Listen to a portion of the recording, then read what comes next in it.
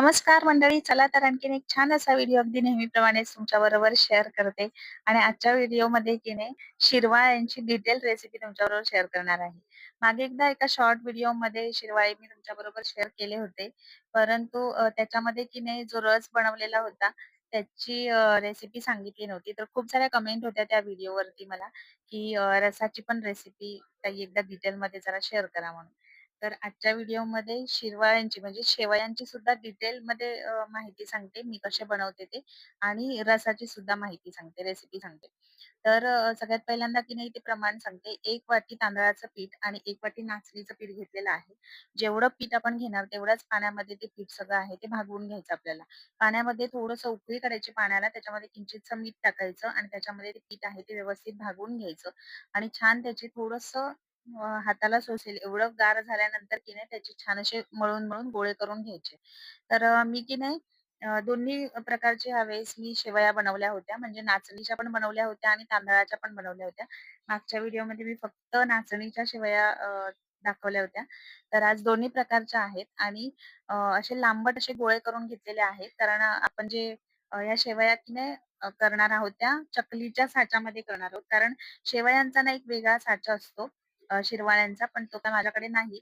तर चकलीच्या साच्यामध्ये की नाही शेवयांची जी प्लेट असते ती लावून मी शेवया बनवलेल्या होत्या आजच्या. तर अशा पद्धतीने की नाही एका वाटीमध्ये 4-4 हे आपले गोळे तयार झालेले आहेत शेवयांचे आणि इथे की नाही एका पातेल्यामध्ये पाणी उकळवत ठेवलेलं आहे. पाण्याला उकळी आल्यानंतर आपण जे आता पिठाचे गोळे बनवून घेतलेत, ते छान असे त्या पाण्यामध्ये सोडून घ्यायचे आणि आता तुम्ही बघू शकता जर आपण गोळे टाकलेत की नाही पाण्याला उकळी आलेलीच आहे, पण तरीही ते पिठाचे जे गोळे आहेत ते तळाकडे जाऊन बसलेत आणि हे गोळे आपले शिजले की नाही हे जर आपल्याला कळत नसेल ना, तर त्याची एक साईन पण तुम्हाला सांगते, की हे जे गोळे आहेत ना, ते तळाकडून पूर्णपणे ना पाण्यावरती तरंगतात आणि ते तरंगायला लागले म्हणजे पूर्णपणे ते शिजले आहेत, हे त्याचं साईन असतं.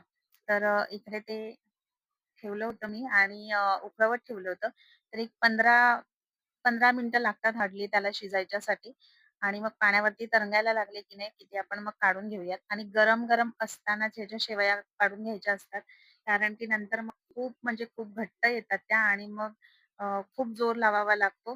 त्याच्यापेक्षा गरम-गरम असताना थोडासा चटका सुद्धा लागतो. कारण माझा जो साचा आहे की नाही चकलीचा तो स्टीलचा आहे आणि पितळेचा असला तरीही त्याला गरम असताना ते चटके लागणारच आहेत.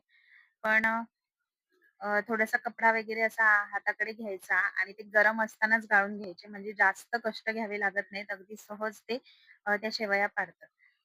तर इथे की नाही जे गोळे आपण करून घेतले होते, शिजायला ठेवले होते, ते छान तरंगायला लागले होते. म्हणजे ते पूर्ण झालेले अगदी शिजून तयार होते. तर ते एका प्लेटमध्ये मी काढून घेतले आणि या साच्याला आतून थोडंसं तेल, किंचितसं तेल लावून घेतलं म्हणजे पीठ ते चिटकायला नको म्हणून. आणि गरम तुम्ही बघू शकता त्याच्यातून वाफ येते एवढे गरम आहे आणि ते गरम-गरमच मी साच्यामध्ये भरून घेतलेलं आहे. जी बारीक शेवेची जी प्लेट असते ना, ती लावली होती मी. खूप छान आणि एकदम मोकळ्या अशा शेवया झालेल्या. म्हणजे गरम होत्या तरीही तुम्ही पाहू शकता एकदम म्हणजे एकदम अशा मोकळ्या-मोकळ्या शेवया झालेल्या आहेत. म्हणजे ह्या ह्याच्यातच आपण करतोय म्हणून काय प्रॉब्लेम वगैरे येत होता असं काहीच नाही. खूप छान आणि खूप सुंदर झालेल्या शेवया होत्या. आणि गार झाल्यानंतर सुद्धा अगदी त्याचा काही गोळा वगैरे होत नाही. असाच सुटसुटीत एकदम त्या शेवया राहतात. तर पहिल्यांदा या तांदळाच्या आहेत त्या काढून घेतल्या.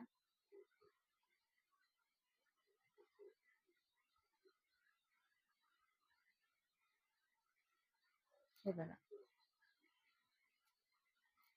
एक-एक करून तांदळाच्या सगळ्या शेवया काढून झाल्या आणि नंतर मग नाचणीच्या काढून घेतलेल्या होत्या.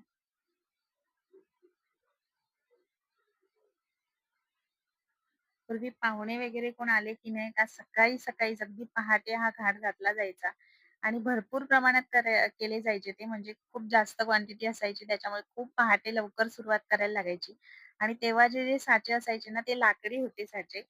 लाकडी साचा कोकणात बहुतेक सगळ्यांकडेच असतो. पण माझ्याकडे नाही म्हणून मी ह्या चकलीच्या साच्यातून हे शेवया पाडलेल्या आहेत. तर खूप म्हणजे खूप सुंदर अशा शेवया तयार झालेल्या आहेत. इकडे तुम्ही पाहू शकता एक-एक शेवई जी आहे की नाही ती अगदी मोकळी आणि अजिबात चिटकलेली वगैरे नाही किंवा चिकट सुद्धा झालेली नाहीये आणि गार होईपर्यंत सुद्धा ह्या तशाच अगदी राहिलेल्या आहेत.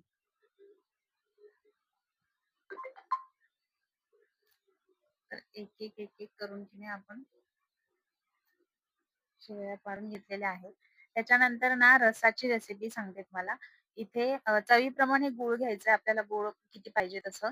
त्याच्यामध्ये पाणी टाकून की नाही मी गूळ जे आहे ते किसूनच घेतलं होतं, पण त्याच्यात छोटे-छोटे गठ्ठे होते ते विरघळवून घेतले पाण्यामध्ये. त्याच्यानंतर वाटण करायचं आपल्याला. तर इथे की नाही एक ओला नारळ खवून घेतलेला आहे. त्याच्यामध्ये थोडंसं जिरं, थोडीशी हळद टाकून मिक्सरला बारीक करून घ्यायचंय आणि जसं आपण कोकम कढीसाठी वगैरे रस काढतो की नाही, तसाच रस अगदी ह्याला काढायचा आहे. इथे गुळाचं जे पाणी करून घेतलं होतं त्याच्यामध्येच मी हा रस गाळून घेते आणि हा जो रस आहे ना, तो थोडासा घट्ट असला का खूप छान लागते. म्हणजे त्याची चव येते. नाहीतर मग अगदीच पाण्यासारखा झाला तर मग चव काय व्यवस्थित लागणार नाही. तर थोडा घट्ट ठेवायचा. खूप-खूप पाणी असं करायचं नाही. आणि दुसरं म्हणजे माझ्याकडे आता हा ओला नारळ होता. पण जर ओला नारळ नसेल ना, म्हणजे कमी पाण्यावाला जर नारळ असेल, तर त्याच्यासाठी एक छोटीशी ट्रिक सांगते तुम्हाला. खोबरं खवून घेतलं की नाही, की ते 5 मिनिटं ना गरम पाण्यामध्ये टाकून ठेवायचं म्हणजे रस खूप चांगला निघतो त्याचाही. तर ही ट्रिक नक्की एकदा वापरून पहा. इथे छान घट्ट असा रस आपण काढलेला आहोत. सगळं खोबरं जे आहे ते पिळून घेतलेलं आहे. स्वतः फेकून द्यायचं. त्याच्यामध्ये थोडीशी वेलची पावडर टाकलेली आहे आणि रस जो आहे तो आपला तयार झालेला आहे. रंग सुद्धा खूप सुंदर आलेला आहे आणि ह्या आहेत आपल्या तर चवीला तर एकदम सुंदर लागतातच आणि आजच्या व्हिडिओमध्ये अगदी शेवयांची सुद्धा आणि रसाची सुद्धा डिटेल रेसिपी तुमच्याबरोबर शेअर केलेली आहे. मी तर अशाच पद्धतीने करते नेहमी शेवया आणि रस सुद्धा. तर एकदा नक्की या पद्धतीने ट्राय करून बघा. तुम्हाला नक्कीच आवडेल आणि खूप कमी वेळामध्ये होऊन जातं कारण आपली क्वांटिटी पहिल्यांदाच बनवताना हे प्रमाण अगदीच व्यवस्थित आहे. एकेका वाटीचेच करायचे म्हणजे बिघडले तरी काही जास्त फुकट जाणार नाही. तर नक्की ट्राय करा आणि आजची रेसिपी कशी वाटली नक्की कमेंट करून सांगा. व्हिडिओ आवडला असेल तर लाईक, शेअर एंड सबस्क्राईब.